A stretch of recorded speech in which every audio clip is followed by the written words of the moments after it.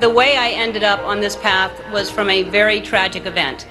I was maybe 19, and my girlfriend at the time was killed in a car accident. And I passed the accident, and I didn't know it was her, and I kept going. And I found out shortly after that it was her. And I was living in a basement apartment. I had no money. I had no heat, no air. I had a mattress on the floor, and the apartment was infested with fleas. And I was soul searching. I was like, why is she suddenly gone and there are fleas here? I don't understand. There must be a purpose, and wouldn't it be so convenient if we could just pick up the phone and call God and ask these questions? And I started writing, and what poured out of me was an imaginary conversation with God, which was one-sided. And I finished writing it, and I looked at it, and I said to myself, and I hadn't even been doing stand-up ever. There was no club in town. I said, I'm going to do this on The Tonight Show with Johnny Carson. At the time, he was the king. And I'm going to be the first woman in the history of the show to be called over to sit down. And several years later, I was the first woman in the history of the show, and only woman in the history of the show, to sit down because of that phone conversation with God that I wrote.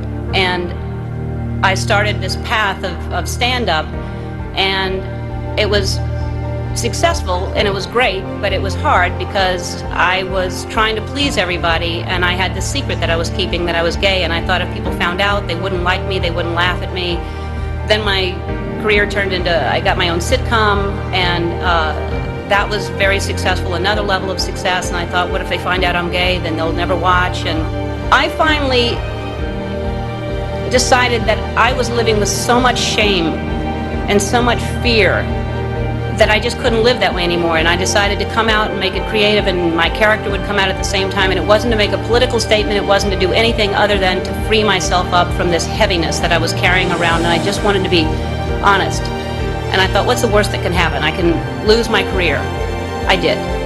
I lost my career. I got, the show was canceled after 6 years without even telling me. I read it in the paper.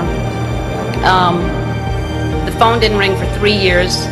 I had no offers, nobody wanted to touch me at all, and yet I was getting letters from kids that almost committed suicide but didn't because of what I did. And I realized that I had a purpose, and it wasn't just about me, and it wasn't about celebrity, but I felt like I was being punished, and it was a bad time. I was angry, I was sad, and then I was offered a talk show, and the people that offered me the talk show tried to sell it, and most stations didn't want to pick it up. Most people didn't want to buy it because they thought nobody would watch me. And really, when I look back on it, I wouldn't change a thing. I mean, it was so important for me to lose everything because I found out what the most important thing is to be true to yourself.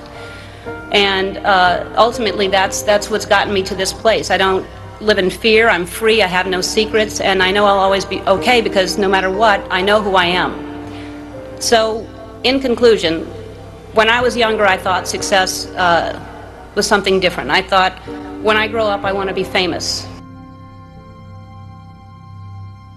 But my idea of success is different today, and as you grow, you'll realize the definition of success changes. For me, the most important thing in your life is to live your life with integrity, and not to give in to peer pressure to try to be something that you're not. To live your life as an honest and compassionate person, to contribute in some way. Follow your passion, stay true to yourself, never follow someone else's path unless you're in the woods and you're lost and you see a path, then by all means you should follow that.